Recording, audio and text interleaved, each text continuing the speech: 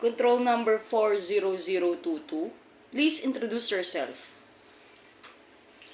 Good day, Ma'am and Sir. I am Rosanne Pereras, 29, married. I have one daughter. She is 10 years old. I have brother 3 and 3 sisters, and I am the third of the family. What is your educational attainment? I am high school graduate, Ma'am.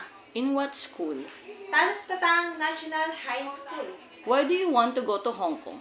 Because I want to earn money for my family and my daughter's future.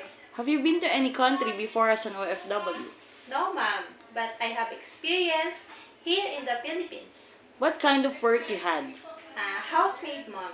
How long you worked there? 4 years, Ma'am.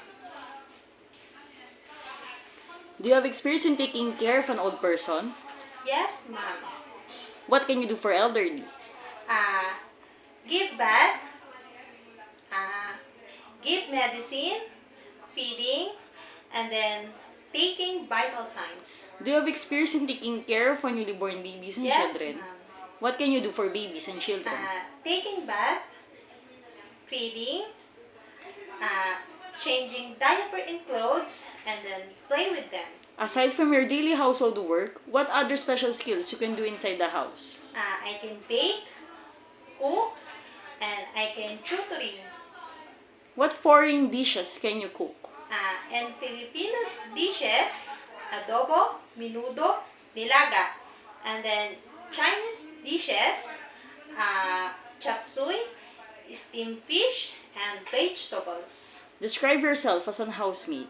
I'm trustworthy, hardworking, dedicated, and honest. During misunderstanding of your employer, what do you do? I apologize and say sorry. Describe your relationship with your past and present employer. How did they treat you? They treat me as a family. Message for your future employer in Hong Kong. Ma'am and Sir, if you choose me as your domestic helper, I will promise that I will do my very best and my responsibilities to finish my contract as long as you need me. Thank you.